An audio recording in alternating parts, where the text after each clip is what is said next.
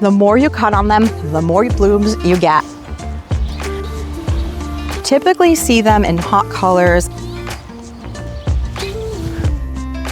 It is peak summer and the garden is changing every day. It's been hot, it's been dry, and it's mid-July. So let's go through and do a garden tour. Is our love strong, just like a love song, baby, it's haunting me. Hi, it's Steph. Welcome back to our garden. I am standing right beside our Engelmann's Bushes Lace spruce that we planted last season, and it put on some really good growth this spring. Here on my left side, you can see that we have this beautiful Japanese maple. This is the fire glow, which is also the anchor of the corner of this bed. So we have the Japanese maple, then we have this conifer, and of course, all of our perennials, which are just starting to peak now. So we have a beautiful June in our garden. By July, things peak, and then things will slow down. But I have planted so many perennials to keep the bloom show going until the fall. So there's never a shortage of something pretty to look at. Now, my coneflowers are looking so pretty. This is the traditional or native variety of Echinacea purpurea. It has self-seeded prolifically in this bed, so I have it weaved throughout. It's even made its way onto our other border that we'll get to in a little bit. But I have some oriental lilies kind of mixed in here, as you can see, that some of them are getting covered by the coneflower, so I'll have to rearrange them. But those buds are nice and swollen. They're going to crack bud in the next couple of weeks and bloom beautifully. The oriental lilies are different shades of pink. I have some stargazers. They're so fragrant and really beautiful, but the deer do like them, so I have to make sure to keep them sprayed so that I can enjoy those blooms. The daisies are just going over now. You can see that some of the petals on the blooms are starting to brown. This is the stage where you can go through and deadhead them to clean up the plant, or you can leave some on to drop seed as they dry, and you'll get more daisies next year. But these beauties right here, I talked about recently as a beautiful July bloomer. They are globe thistle, also known as echinops, and the variety that I have is the blue glow, and you can see why. They actually look like little blue balls that are glowing. They're a really interesting bloom. They coordinate so nicely with garden phlox as well as the coneflowers, so they would look gorgeous paired together in a border. And they are about, I would say, 4.5 feet in height. They're pretty spiky because they are a type of thistle, but really interesting. And I've collected my own seed for the last couple of seasons. I've winter sown them and I've gotten more plants. So now I have this grouping, and I have another grouping on the other side, as well as some in my well bed that we'll get to in the backyard. But this beautiful evergreen I often get questions about, and it is a weeping blue Atlas cedar. Yep, a weeping blue Atlas cedar. And it is a serpentine shape, so it was trained by the nursery into an S shape, and it has kind of a weeping habit, which means it has stayed pretty compact over the years, and it is gorgeous. It gets really pretty blue spring color, and it still has that blue coloration, but it's really vibrant in spring. Now, this was the first conifer we bought for our garden that was a little bit pricey. I think we paid around $200 at the time, and I was so worried about this plant. Remember that, George? Yeah. I was coming out here often to make sure that the soil was okay, that it wasn't getting too much water, too little water, but it has done beautifully, and it's been here for 14 years now because it was one of the first things that we planted in our landscape. Here in the front of the bed, I have had this Sahara Rudbeckia that's been blooming for a couple of weeks now. It's a gorgeous variety that I started from seed. It has since self-seeded, and it has come back for me for a couple of years now, which is really exciting because initially I grew it thinking it would only be an annual.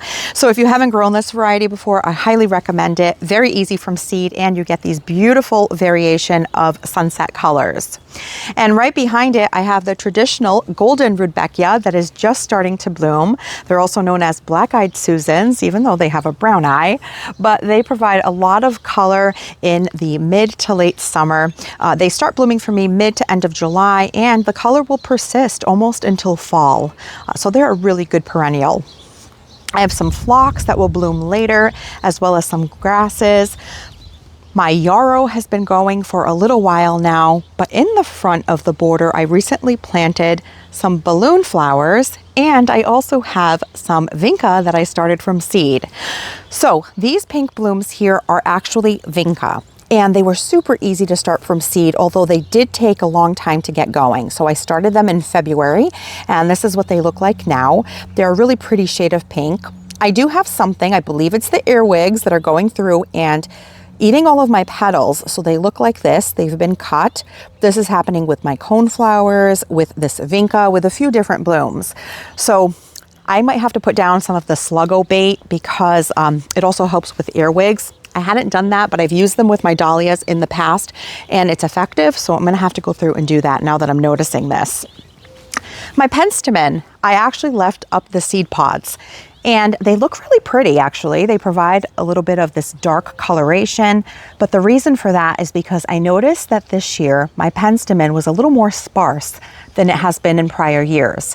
And when I looked it up, it seems that penstemon can be a short-lived perennial. It will be really vigorous for about 3 to 5 years, and then it will kind of start getting smaller, and that's what I noticed. So I'm hoping that they'll drop some seeds. I have seen some penstemon seedlings in my bed before, so I know that they easily start from seed. So that's why they're up, but they also provide some visual interest. I also have some white vinca that grew and is looking really pretty, and I kind of alternated it. But I recently added some more balloon flower. I did a video of my July blooms and I listed balloon flower as one of those that is really great for the July garden. And you can see that they make these little puffs or balloons that will then pop open and look like this. Now this variety is called Sentimental Blue. And it's a nice short variety. It stays compact and bushy, which makes it great for the front of the border. So I planted 4 of them, one right here, here, here, and here in a drift where the bed kind of pops out to add a little bit of color in July to the front of the border. I also have one in the back there that is a little bit taller. That is a variety I had planted several years ago. I had moved to another area and that one just popped up because they have really deep tap roots. So if you leave a little bit of root in there, they'll grow a new plant. My garden phlox is just starting now. The one on this side is a little behind because the deer chomped on it. Now what's interesting is that I have several varieties of phlox in my garden. And some of them, this one, they will chomp on, but some of the others they leave alone. So I'm not sure why that is. If you have any ideas, let me know down in the comments. I have another grouping of Rudbeckia here that is starting to bloom and some more of the Sahara Rudbeckia here as well. But let's take a look at the front porch pots. So a few weeks ago, I had posted a maintenance video for summer containers, and these were just starting to put on a little bit of growth, but I gave them a fertilizer application and you can see that they exploded in size. So now you can barely see that there are even pots here, and it just looks like a stair step kind of garden, which I think looks really beautiful. So I repeated the same plants in this area. I have some sun patiens. I have 2 varieties of sun patiens. I have this Rose Glow variety that looks really pretty with this Color Blaze Torchlight Coleus. This is some Dichondra Emerald Falls that a friend grew from seed and shared with me, and I think it looks really beautiful because it matches the green on the outer margin of the coleus. I have some purple fountain grass in the back that's actually having a hard time growing because of the vigor of this coleus. So I will go through and sort of trim the coleus a little in the back to give them a little bit more room. This verbena is excellent. If you like growing verbena and you haven't tried the Violet Ice variety, it is a really vigorous grower. It has tons of blooms on it, really fills out a planter quickly. It would also be excellent in the landscape. And I used some Gara because it provides this really kind of whimsical, airy feel to the planters. The bees and pollinators love it, and I just love the way that it moves gracefully in the wind. But all in all, I'm really happy with the combination in these planters this year. This is another plant that this is my 2nd year using it. It's the Angelonia or Summer Snapdragon. It's the blue variety, which is a really pretty deep purple. And an annual that I'm trying for the first time this year, I actually picked them up on clearance at Walmart on a whim. They were like $2 each, is Bacopa. I wanted another white accent for the front of these planters. I came across this one and I thought I would try it. Now, what I read about growing Bacopa is that that you can't let the soil dry out. If you do, they'll drop all of their bloom buds and then you have to wait for the plant to reload, which can take several weeks. And so far, I've been pretty good about watering these planters daily because this is a west-facing area and it gets super hot every afternoon. So I come out here in the morning, give them some water so that they'll be good for the day, and the Bacopa seems to like that because it's doing really well. But let me know if you've grown it before and what you think of growing Bacopa. In my main walkway border, you can see I have this group of cone flowers that actually self-seeded and grew itself here, and I think it looks really pretty. I did give it some support with one of these half-moon plant stakes just to make sure that they wouldn't topple over with the wind because we do get a lot of wind in this area. I went through and gave all of my roses a good cut back after their large flush in June. They bloomed beautifully this year.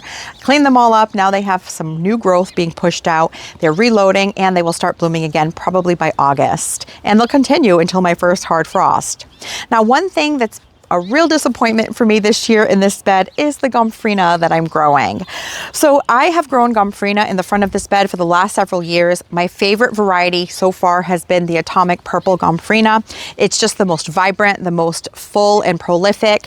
This year I grew this variety that I picked up seeds from at Johnny's. It's called the sequin gomphrena. It's a new variety, but it just doesn't have as many blooms on it. I feel like it has a lot of foliage, not as many blooms, and the color is really muted, which could probably look pretty in some gardens, but I was really looking for something vibrant in the front of this bed. I thought the pink would be a little bit closer to this shade of pink, and it actually is more kind of like a salmon, very light pink.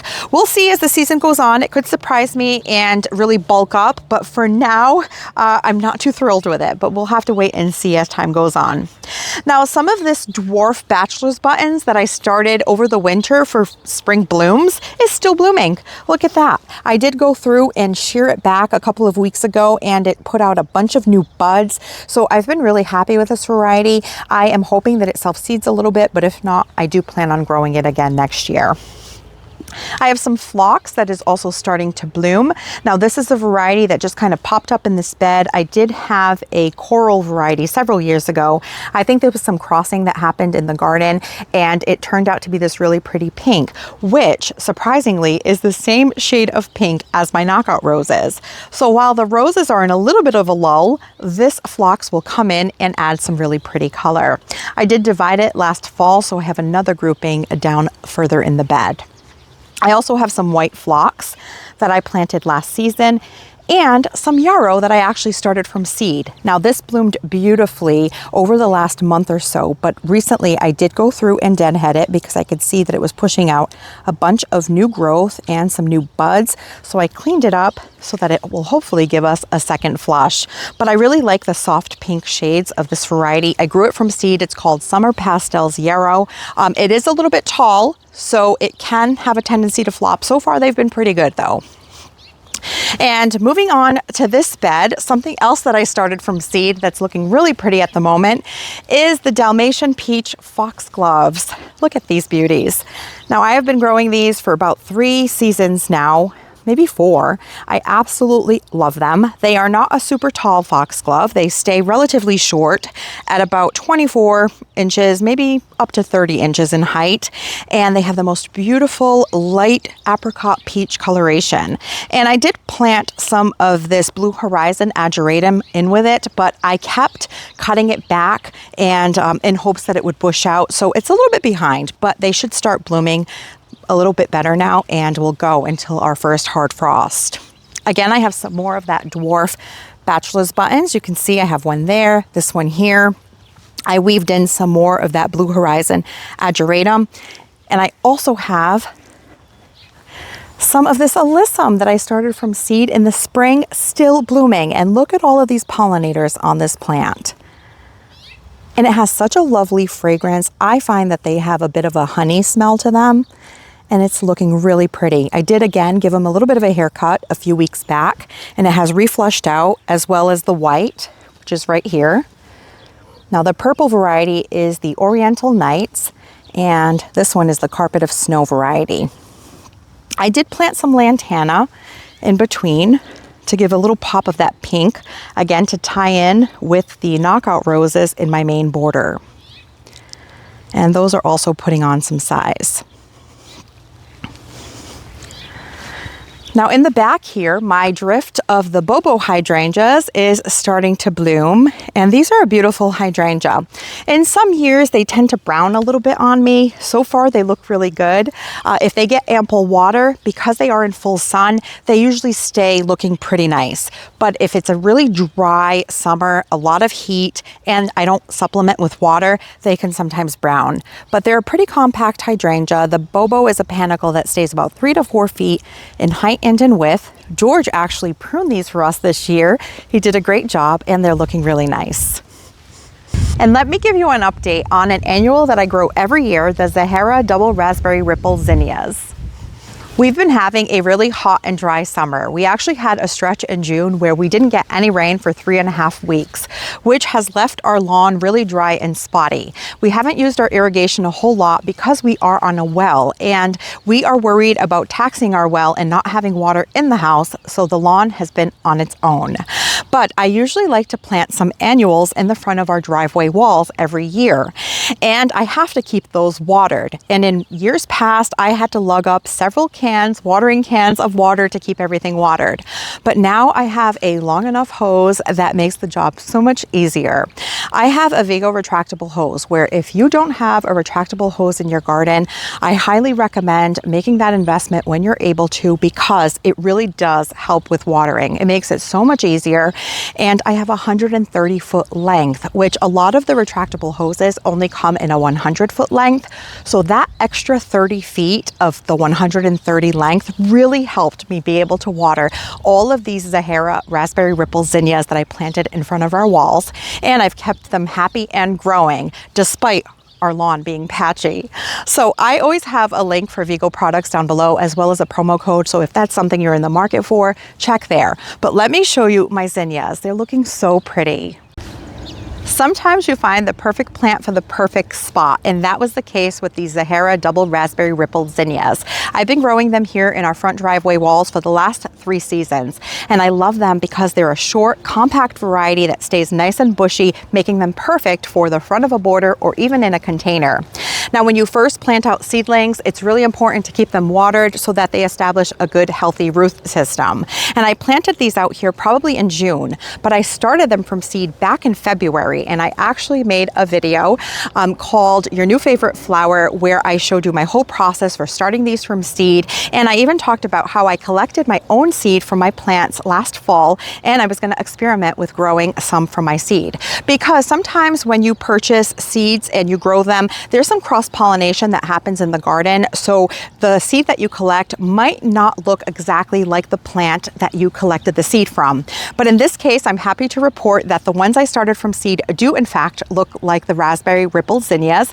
And I even had one that grew itself in the crack between the driveway and this bed that looks exactly like it. They usually start off this really pretty fuchsia color before getting a little bit of a striping effect and then fading to a light pink and shades of white. So some of you have told me that you've actually grown this variety after you've seen me share it with you and that you've really enjoyed it. So if you want to go ahead and collect your own seed this season to have some stock and grow them again next year, go ahead and collect them. I'm pretty sure they're going to look the same, because these here that I grew from seed that I collected look very similar. In fact, I kept them here until they bloomed so that I could make sure that the color was right. And now I'm going to plant them in that spot that I left blank waiting for these. We're supposed to get some rain tomorrow, so fingers crossed so that these will get watered in after I set them in the ground. And here on my driveway, there's a bed that doesn't often make its way into videos, and it's currently full of weeds and needs some mulch, but I want to show you a couple of things. So originally we had 2 Japanese maples. These are blood goods planted here, and I thought that it would be a great idea to extend or to create a bed between them. And I think it looks really lovely. I like the way it looks when I come down the driveway. It's been a little bit of a challenge to find plants that will do well here because it's an area that stays pretty moist. We did plant the Japanese maples pretty high, so they've done okay. okay. I did plant some Carl Forester grasses. This is a really excellent ornamental grass because they stay nice and compact. I had originally seen these at the drive-thru at Starbucks, really liked them, figured out that they were called the Carl Foresters, and planted a cluster of 3 of them by my shed and have since divided them, and now I have 6. I planted 3 on either side of this new bed.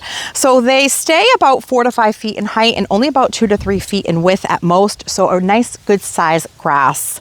And I have some firelight tidbits. I have 2 of them in the front of this bed, and in the center I have this shrub that I picked up on clearance at Lowe's several years ago. It's a sage leaf willow, so it's called Iceberg Alley Sage Leaf Willow.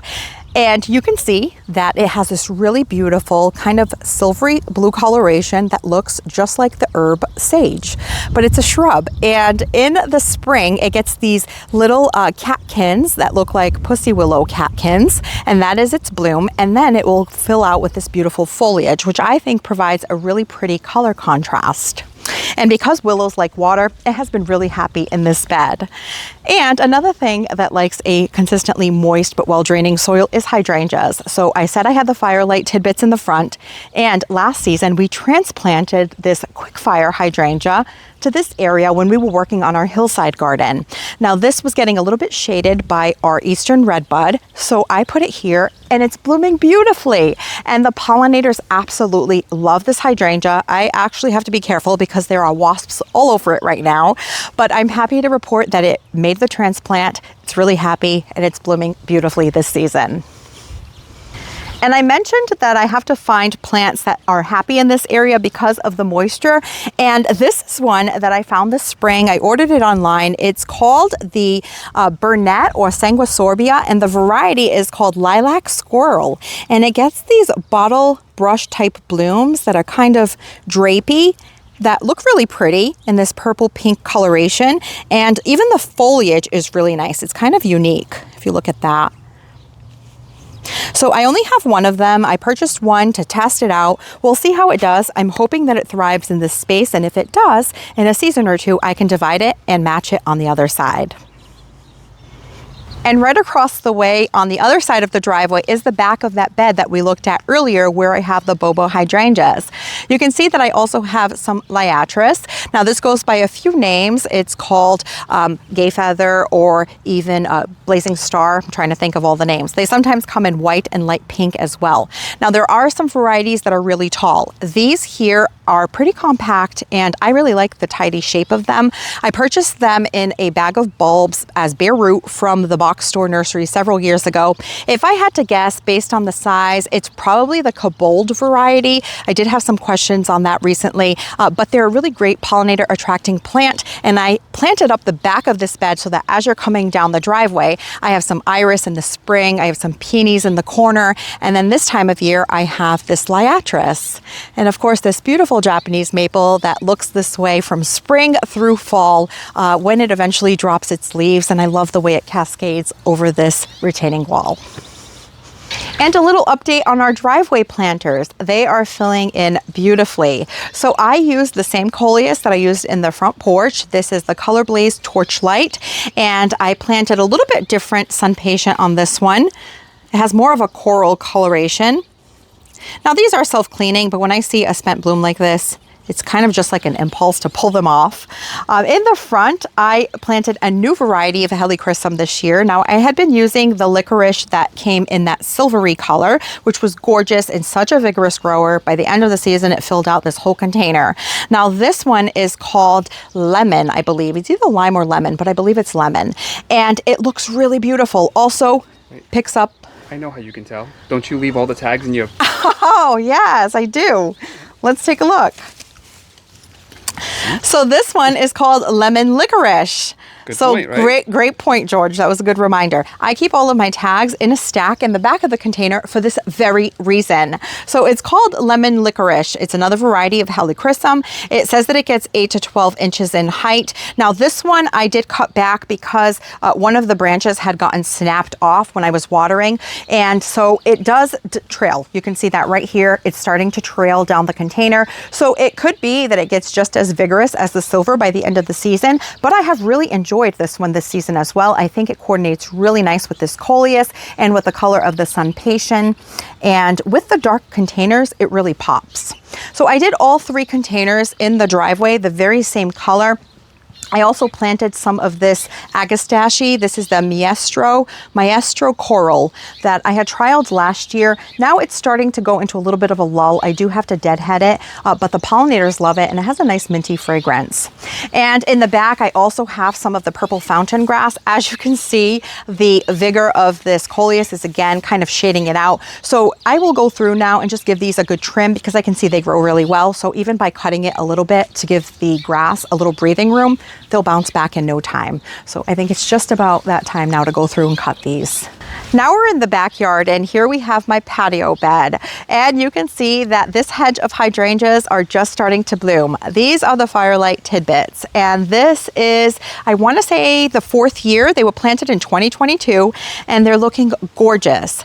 Now they are supposed to be a more compact panicle hydrangea at 2 to 3 feet tall and wide. I would say that they're most definitely already at that 3x3 size. This one is a bit larger and then they get a little bit smaller as we go down, and that kind of depends on, again, the light conditions in the bed. And starting here, actually, let me back up a little bit.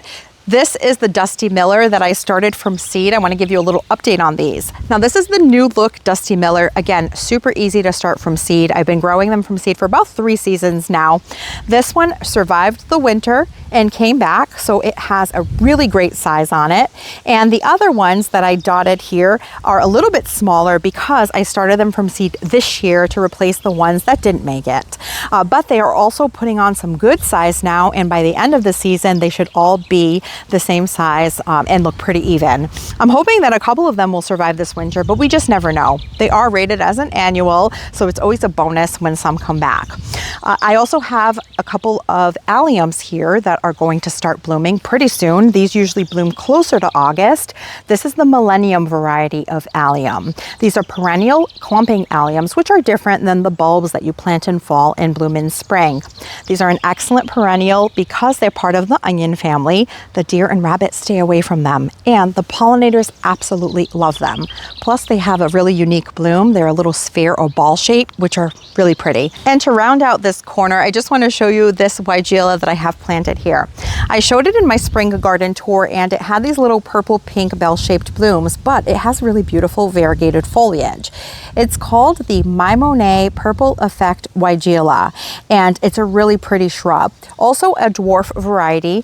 It's supposed to stay about 2x2 in height and in width. I would say that mine is closer to 3x3 at this point. So if things are happy, they will grow beyond the size that you see on the tag, and that happens to be the case with that Weigela. Back to these hydrangeas. I do have to spray these with a deer and rabbit repellent because at this stage, these blooms are really attractive to deer. So if you have panicle hydrangeas or any hydrangeas, that is something to take note of. You do have to protect them because they can get eaten, but they look beautiful. And I also have lots of coneflowers in this bed that again have self-seeded. At this point, the Echinacea purpurea, or the native variety, has sort of taken over. I did have some powwow wild berries that are getting fewer and fewer by the year. I do have one pretty variety here that has come back happily for several years. It is this really pretty raspberry colored one. It's actually called Double Scoop Raspberry, and it has this puff ball on top with the petals that sweep downward below. And it's also a really pretty variety. In the front, I did incorporate some annuals in the bed, which I think is a great way to add continual color throughout the season. I have some of the white bidens. This is the Campfire Marshmallow bidens that I put between all of these Ogon sweet flag grasses that I have in the front of the bed. They look like mini cosmos and they pump out blooms all season long. Behind that, I have alternating some of the Truffula Pink Gomphrena as well as some Rockin' Playin' the Blue Salvia. And in front of that is, as the lower layer in the front, I put a drift of the compact orchid sun patient, which looks lovely at the moment. I absolutely love this really soft kind of lavender pink coloration. Now going around the back of the bed, I'm going to show you a couple more things. Oh, right here actually, I have a plant that I started from winter sowing. It is a Malva zebrina. Now, I started a whole pack of seeds 2 seasons in a row, and I only got 1 seedling from it. Now, this is a plant that also likes a consistently moist but well-draining soil. Some of you have told me in the comments that it can self-seed and get a little excited and carried away, so I am going to keep an eye on it and see how it does, but it does have a really sweet bloom. I'm hoping that it stays well behaved. Now in the back, you can see I have more cone flowers, but something that just started blooming since we made our last video, which highlighted some really good July bloomers, is Nephofia, or red hot poker. Now, I absolutely love this variety because it's unique. You typically see them in hot colors of orange and coral and even some yellow, but this one has this limey chartreuse color and it fades to an ivory. It's called Lady Luck. I actually purchased it from Etsy, believe it or not, several years ago from a plant salesperson, and I've been really happy with it. It's gotten to be a pretty good size. There are tons of buds on it still, so it's going to bloom really well this year. And even when it's not in bloom, it has this really pretty kind of grassy texture that makes it look like an ornamental grass. My containers on the back patio are also looking really pretty as they fill out, and I'm really happy with the hot colors that I chose this year. Now, this Medusa sweet potato vine is a real pretty one, but it is very vigorous. I've had to cut it a couple of times to give some room to this peachy keen verbena. So if you grow it, just know that you have to give it some space. And Kufia, this is the first season that I've grown it in containers. I absolutely love it, and you know who else loves it? The hummingbirds. I find hummingbirds on here all the time, and I have really enjoyed that this season. This is the Albrido coleus. I also have some compact orange sun patience in here and this cascade red begonia with these large waxy leaves, and altogether I think these colors look really pretty. I have a matching set on both sides of the bench.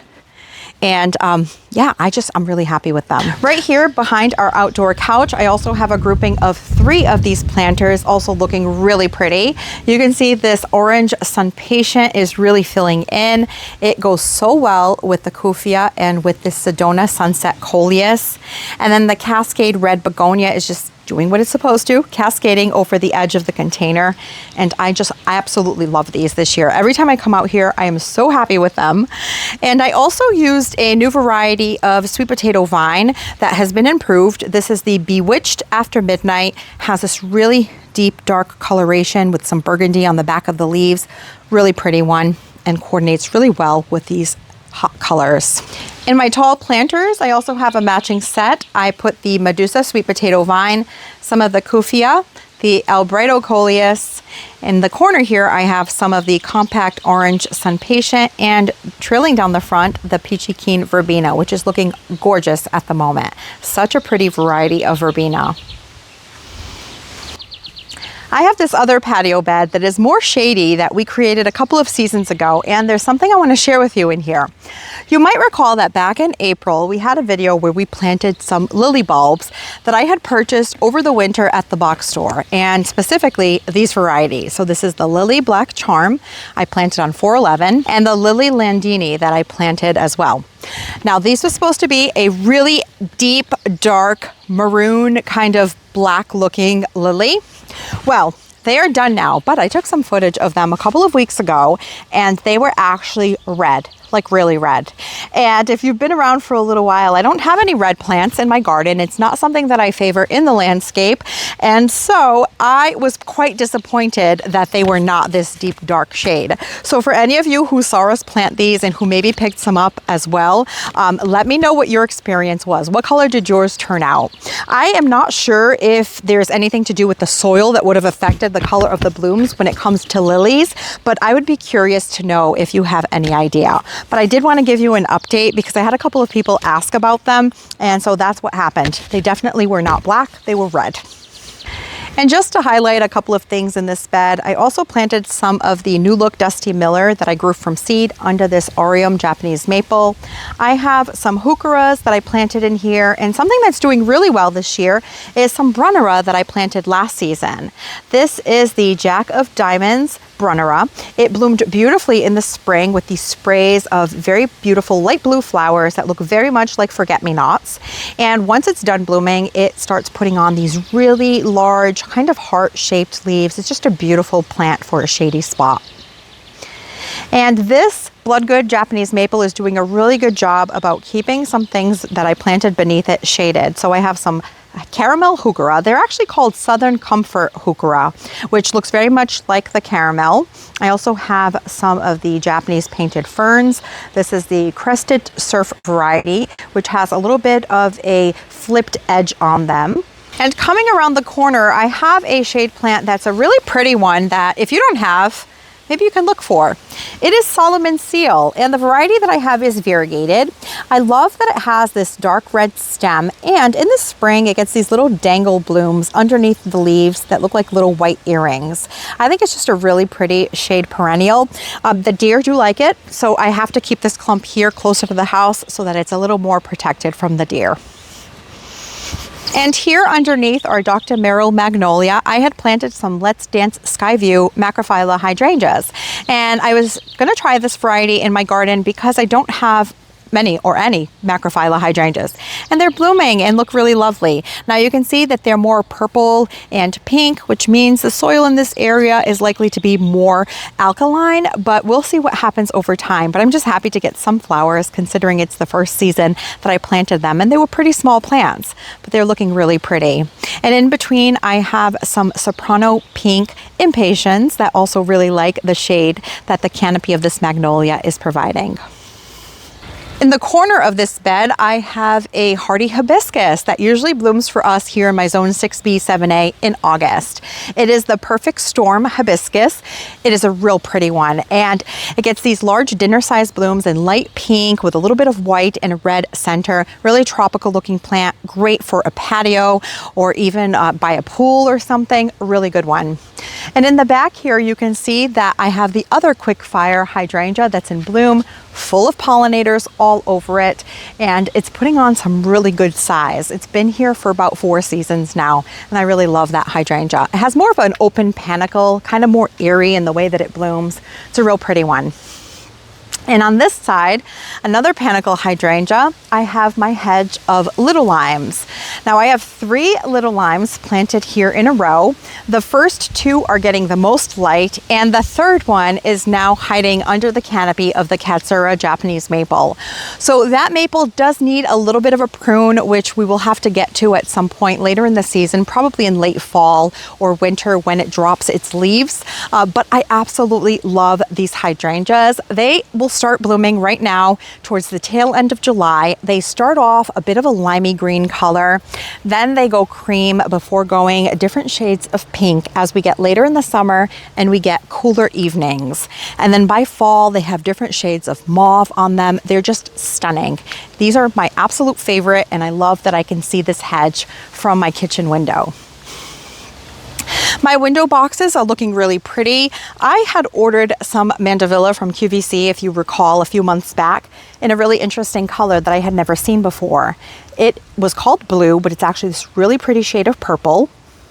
And I just wanted to show that to you because I have typically grown the white mandevilla or dipladenia. So the dipladenia is more bushy, where the mandevilla is more vining. This one was listed as a type of mandevilla, but I had never seen this color before. And a new to me color this year was also this buttery yellow. I just picked these up at Lowe's, but I think they're really sweet and look really pretty in combination with this purple color. Here on our patio that leads you down to our Japanese maple garden, these planters, you can see that the Japanese forest grass looks really pretty. Now this is an excellent grass for a shady spot. I absolutely love this part of the garden. I feel like it's such a cozy and intimate space. The shade provides a nice refuge from the hot summer weather, and I like to sit here and have my coffee sometimes in the morning. It's just been a really great space in our garden. Now in this area, the Japanese maples are kind of in a lull. They have a really beautiful spring where they have very vibrant colors. They get a little more muted in the summertime before having a little bit of fall color to end out the season. But there are some shade plants in here that are looking really pretty. So our caramel heuchera is actually blooming. There is some weeding that needs to get done in here, but also our painted ferns. So these Japanese painted ferns have put on quite a bit of growth this season. You can see how beautiful this silvery color is with some of this red veining. It adds a pop of brightness to a shady corner of the garden. So if you haven't grown this variety before, give it a shot. It's really pretty. And you can see how well it contrasts with things like heuchera.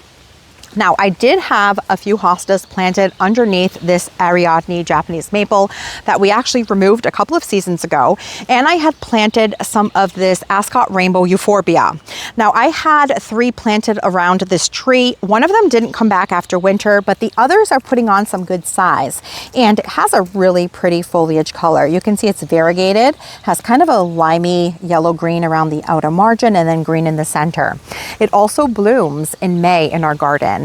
And these didn't bloom this year. One of the older ones that I had did bloom. It's really pretty kind of lime green little disc-shaped blooms. But at the end of the path, I also have some more of the Japanese forest grass. I have 2 varieties in my garden. The one we looked at earlier is called All Gold, and this one is called Areola, which is a variegated green and yellow one. But they put on some good size, and I love the way they kind of will drape over the path eventually. And what I noticed through the corner of my eye when we were in the Japanese maple garden is that this magnolia, it's a Magnolia Ann, it blooms in the spring, but I have noticed that in midsummer it will have some sporadic reblooming. You can actually see at the top of the shrub here, well, it's, you know, it can be a large shrub or you can trim it into a small tree. There's quite a few blooms. Look at that. See all those buds? I saw one of our neighbors had put on some blooms and I thought that was cool. And then I noticed just now that ours is doing it as well. I'm pretty sure last summer there was 1 or 2, but there's definitely more this year as it puts on more size. Now this bed is a woodland bed. Don't look at it. It's pretty messy right now. I do have to go through and weed it, but it's been a very busy season so far. So it's something I'll have to get to at some point.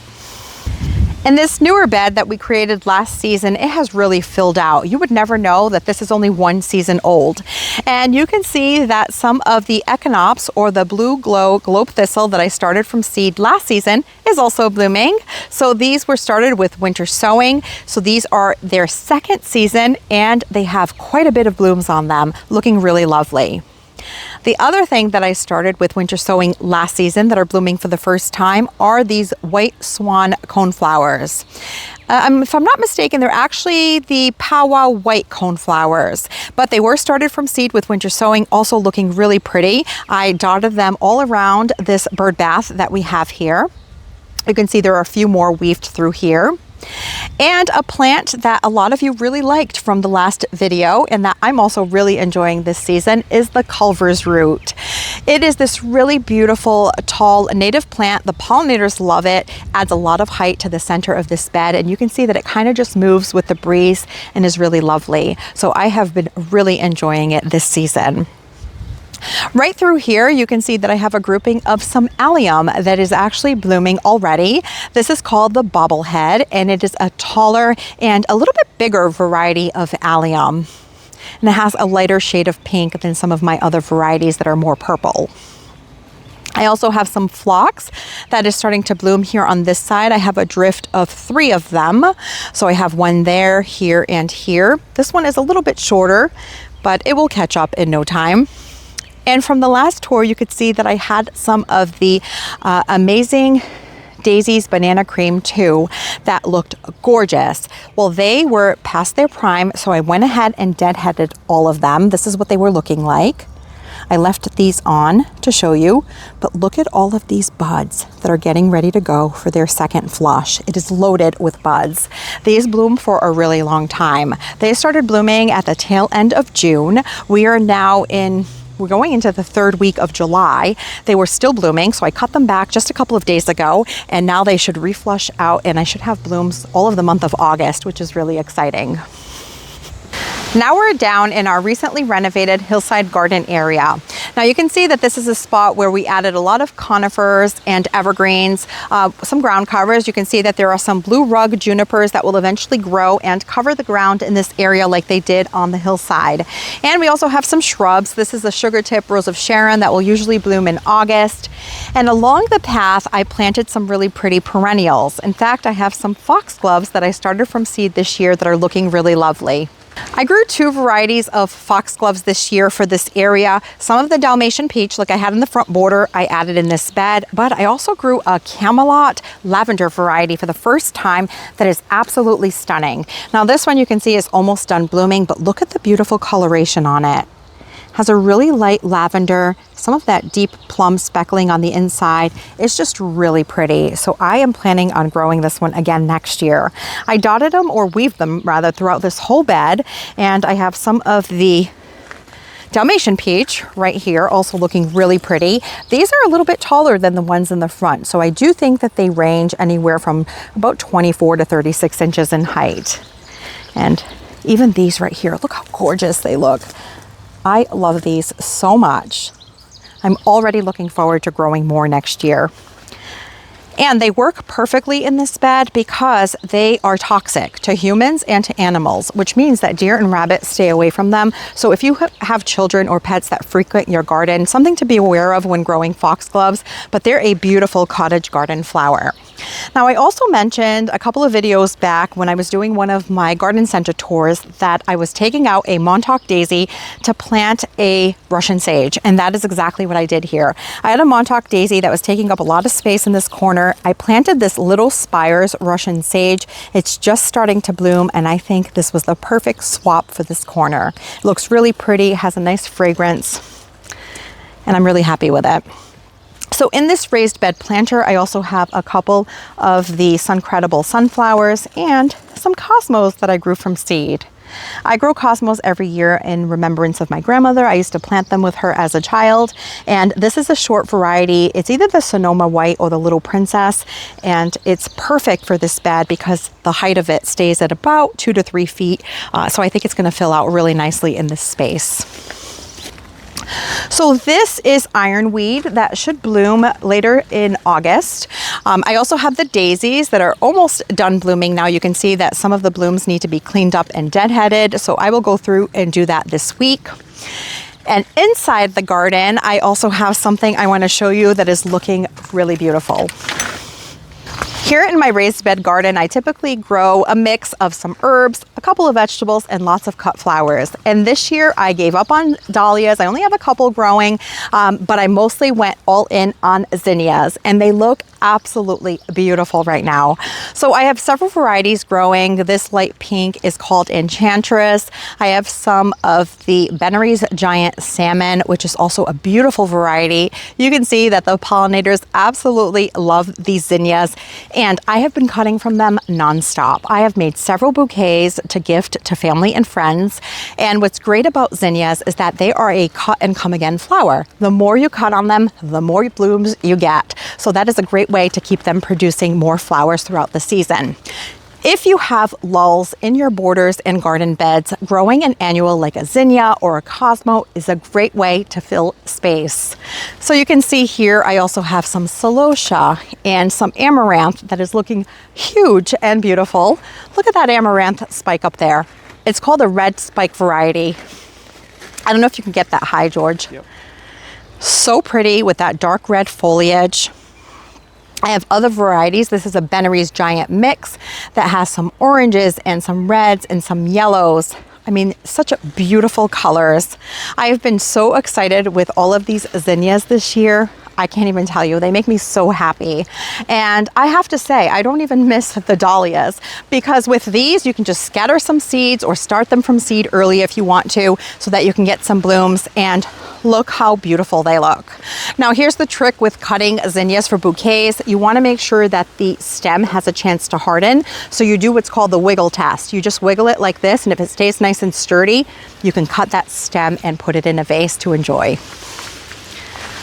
Now this variety down the end, I just want to show you because this is the linen variety by Johnny's. I was torn between growing the ballerina pink and the linen, and I essentially went with the linen, and it is so beautiful. It is a pale color, so if you like soft pale colors, you might enjoy this one. If you like bright summer hot colors, then maybe not, but this is a really beautiful color. I can even see this being used in things like bridal bouquets. I really liked it. I think it's beautiful. As you can see, there is no shortage of beautiful blooms in the July garden. Let me know in the comments what's looking really pretty in your garden at the moment, and if you had a favorite in our garden. Thank you so much for spending your time with us, and I'll catch you in the next one.